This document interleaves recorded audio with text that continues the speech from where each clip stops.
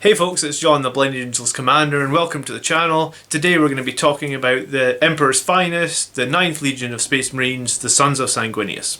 So I've already played 2 games of 9th. It's been out a few weeks now, and there's a lot of new rules and there's a lot of changes. So this is going to be a new type of video where we compare loads of different stats and costs and abilities and everything in the new 9th edition rules to help you make informed decisions when you make your army lists. If you're interested in Blood Angels, painting, kit bashing, stats, army tactics, everything will be covered on this channel, so please consider subscribing. So, we're talking about Chaplains. I got the old 2nd edition book with the Chaplain on the cover here, but this one we're talking about is Lemartes. So he went up 10 points, so he's now 110 points, and they did change some of his rules in Blood and Ball. He's now part of the Death Company. But yeah, so we're going to take Lemartes for his 110 points, and we're going to compare him to Astorath, the other Chaplain, who is also 110 points. So, yeah, because they're both the same points, I thought this would be really interesting, help you make an informed decision in the battlefield. And in the last game that I ran, I took Astorath, and I was fairly pleased with his performance. So yeah, let's dive right into it. If we're talking about Chaplains, a great place to start is Litanies. So both of them know the Blood Angels Litany of Hate. Lemartes knows 2 additional and can cast 1 per turn. Astorath knows 3 additional and can cast 2 per turn. So in terms of like the raw ability, I believe, of being able to be a buff character, then Astorath definitely wins here. 2 per turn is very powerful. There's only usually 1 Chaplain per faction that can do this, so for Blood Angels it is Astorath. So if you're looking for multiple litanies, definitely Astorath is the pick for you.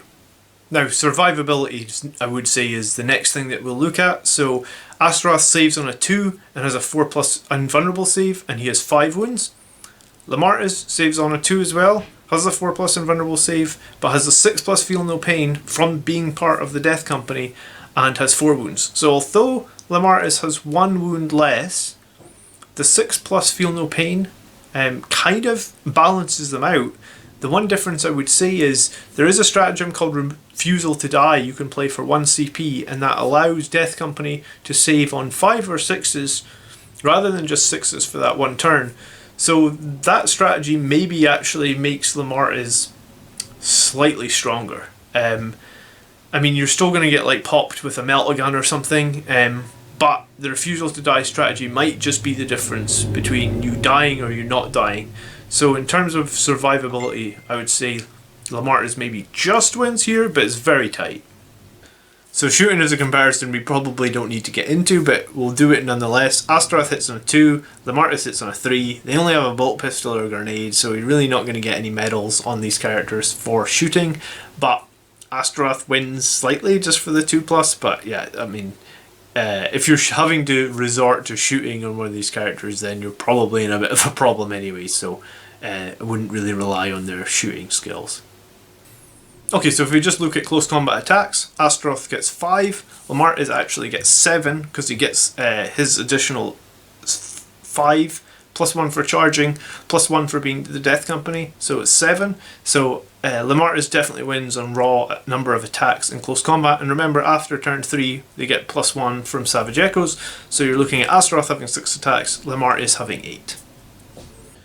So Astorath hits on strength 6, -3 AP and D3 damage. However, his wound roll states on a wound roll of 6+, does a flat 3 damage. So unlike the new rules that say unmodified 6s, his one just says 6+.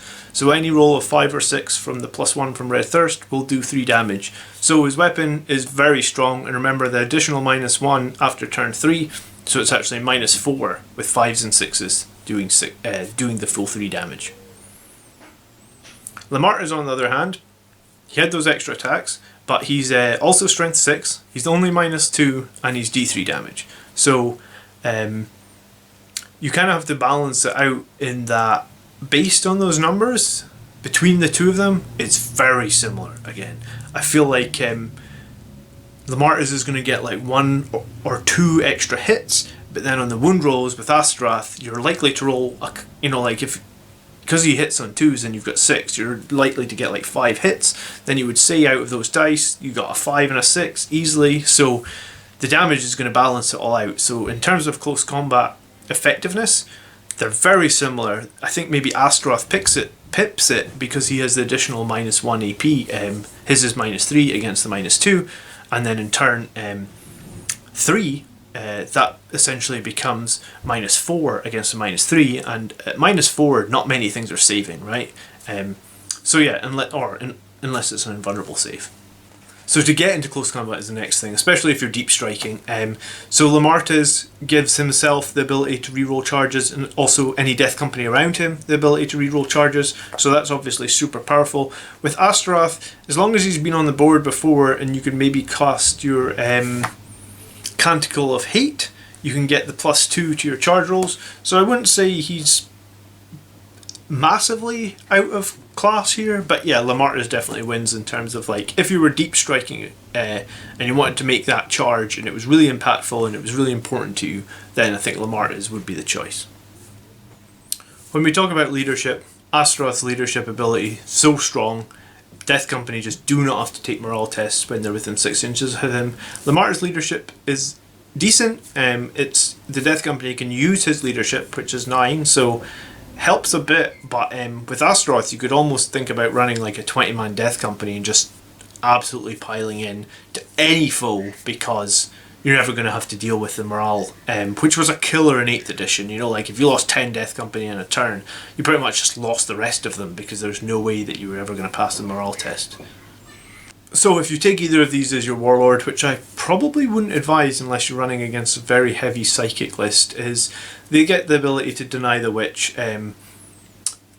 So it's the same for both, so neither are really better or worse. But yeah, I mean, I don't think I've ever taken them as my Warlord. I think there's better options, but if you do want to take one, then there's no disadvantage against each other. So once per game at the start of the movement phase, Astorath can cast Massive Doom, and yeah, it's an amazing ability.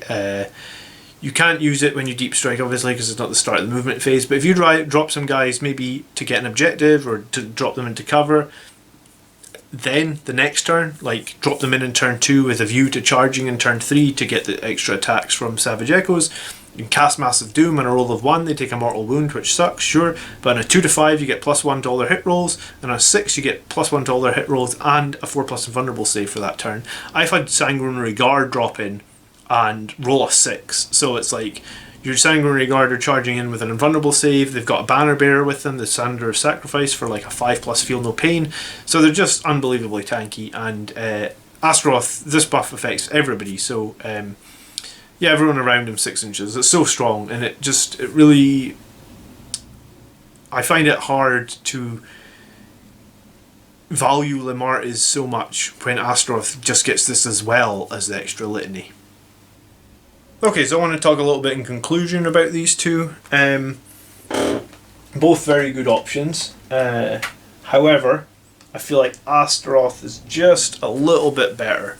Definitely general buffing, and I kind of feel like he works without a Death Company as well, right? Because like you can have him maybe buff other units' charges, you could have him buff the shooting, Catechism of Fire is really strong. I actually cast that on like a repulsor the other night, and like +1 to all the wound rolls on a repulsor against Sisters of Battle.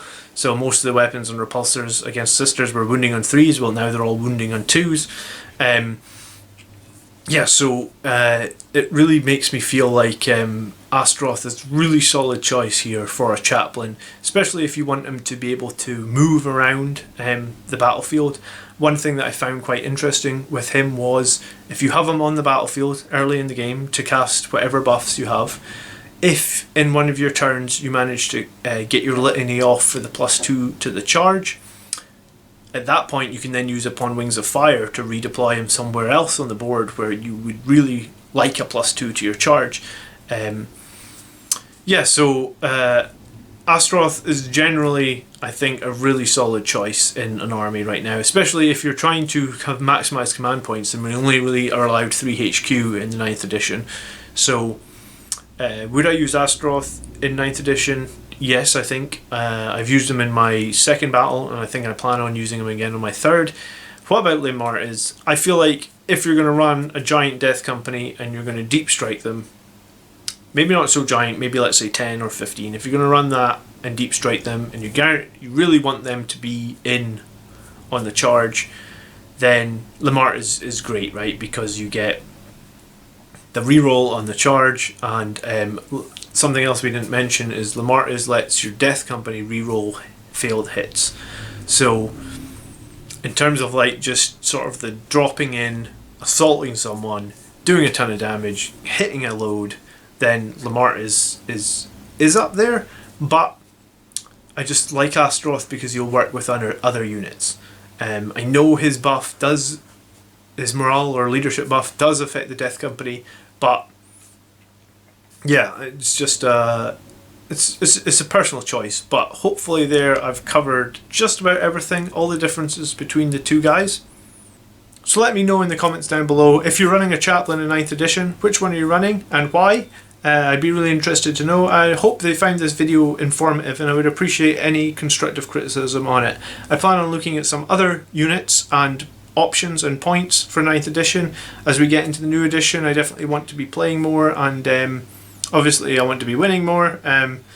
So yeah, I'm kind of diving into all strategies and trying to look at really optimizing my Blood Angels list. So thanks again for checking out the video. If you do like the Blood Angels, then expect a ton more content on this channel, so please consider subscribing, and I will see you in the next one. Until next time, peace.